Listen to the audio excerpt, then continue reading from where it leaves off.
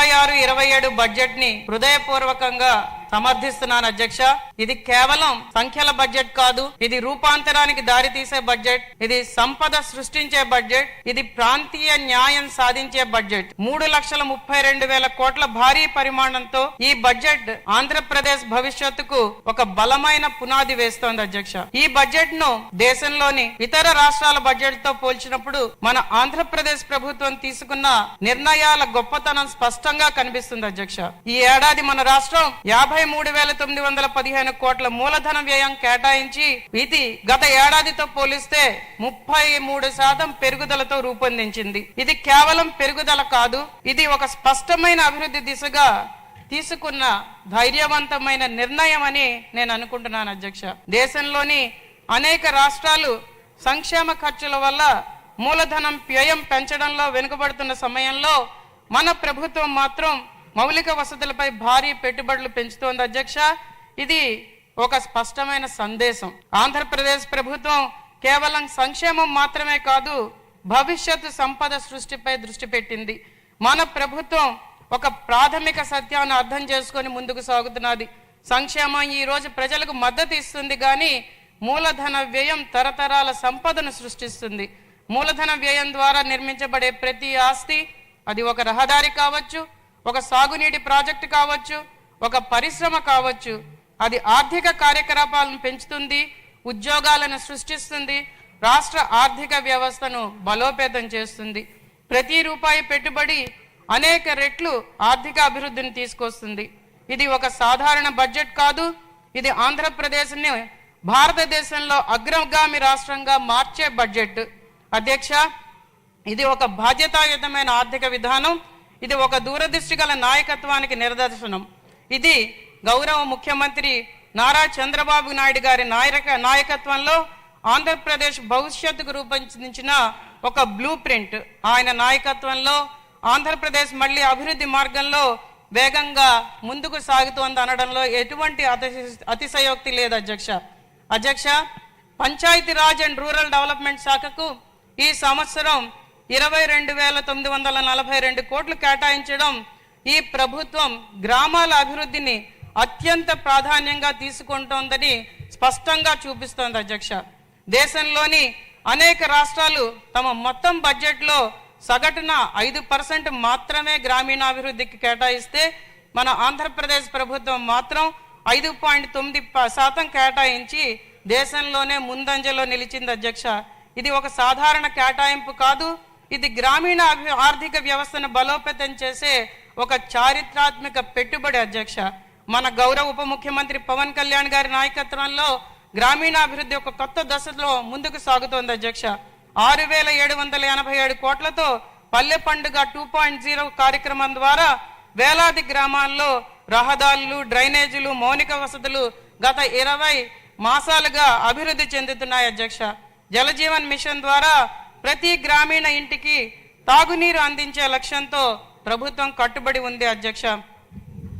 ఇది కేవలం మౌలిక వసతుల అభివృద్ధి కాదు, ఇది గ్రామీణ ప్రజల జీవన ప్రమాణాలను మెరుగుపరిచే ఒక మహత్తర ఉద్యమం. ఇది గ్రామీణ ప్రజల గౌరవాన్ని పెంచే కార్యక్రమం అధ్యక్ష. మన గౌరవ ఉప ముఖ్యమంత్రి వర్యులు పవన్ కళ్యాణ్ గారి దూరదృష్టి మరియు ప్రజల పట్ల ఆయన నిబద్ధత ఈ బడ్జెట్లో స్పష్టంగా కనిపిస్తున్నాయని గర్వంగా చెప్తున్నాను అధ్యక్ష. ఈ బడ్జెట్ ప్రత్యేకంగా ఉత్తరాంధ్ర సామర్థ్యాన్ని గుర్తించింది అధ్యక్ష. ఒక ఉత్తరాంధ్ర ఎమ్మెల్యేగా ఆంధ్రప్రదేశ్ భవిష్యత్ అభివృద్ధి కథలో ఉత్తరాంధ్రను కేంద్రంగా నిలిపేటట్లు ఈ బడ్జెట్ రూపొందించడం చాలా ఆనందంగా ఉంది అధ్యక్ష. విశాఖపట్నం, విజయనగరం, శ్రీకాకుళం జిల్లాలతో కూడిన ఉత్తరాంధ్ర గర్వకారణమైన ప్రాంతం. కానీ దశాబ్దాలుగా అభివృద్ధిలో తన న్యాయమైన స్థానం కోసం ఎదురు చూసింది అధ్యక్ష. ఈరోజు ఈ బడ్జెట్ ఆశలకు సమాధానం ఇచ్చింది. 28,000 కోట్లతో విశాఖపట్నం ఆర్థిక ప్రాంత అభివృద్ధి ఉత్తరాంధ్రను దేశంలోనే ఒక ప్రధాన ఆర్థిక కేంద్రంగా మార్చబోతోంది. ఇది లక్షలాది ఉద్యోగాలను సృష్టిస్తున్నది, మన యువతకు కొత్త అవకాశాలను తెస్తున్నది అధ్యక్ష. 28,000 కోట్లతో విశాఖపట్నం ఎకనామిక్ రీజియన్ అభివృద్ధి ఉత్తరాంధ్ర చరిత్రలోనే ఒక గేమ్ చేంజర్ అధ్యక్ష. ఇది కేవలం పెట్టుబడి కాదు, ఇది లక్షలాది ఉద్యోగాల సృష్టి. భోగాపురం అంతర్జాతీయ విమానాశ్రయం, పోర్టు కనెక్టివిటీ, ఇండస్ట్రియల్ కారిడార్లతో ఉత్తరాంధ్ర దేశంలోనే ఒక ప్రధాన ఆర్థిక కేంద్రంగా మార్చే దిశగా ప్రభుత్వం ముందుకు సాగుతున్నది.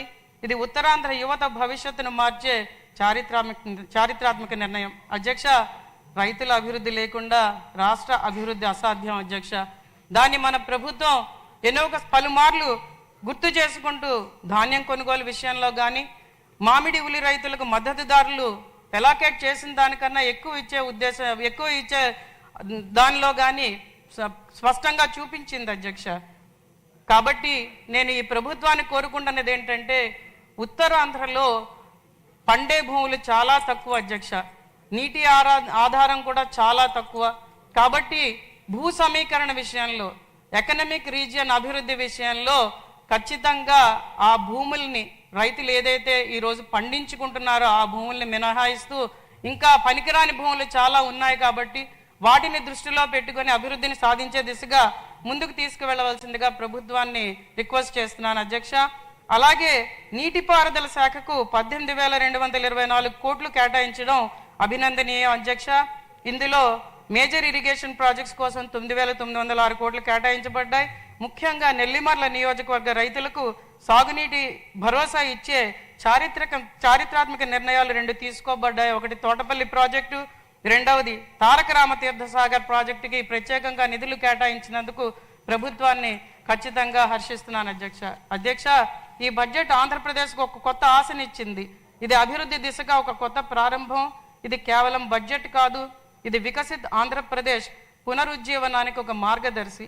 ఈ దూరదృష్టి కల అభివృద్ధి దిశగా తీసుకువెళ్తున్న ఈ బడ్జెట్ను నేను సంపూర్ణంగా సమర్థిస్తున్నాను.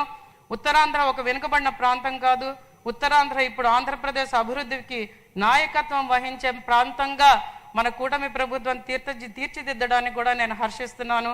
ఈ బడ్జెట్ ఒక ఆర్థిక పత్రం కాదు, ఇది కొత్త యుగానికి శ్రీకారం అధ్యక్ష. ఈ చారిత్రాత్మక బడ్జెట్ని నేను గర్వంగా సంపూర్ణంగా సమర్థిస్తున్నాను. థ్యాంక్ యూ అధ్యక్ష.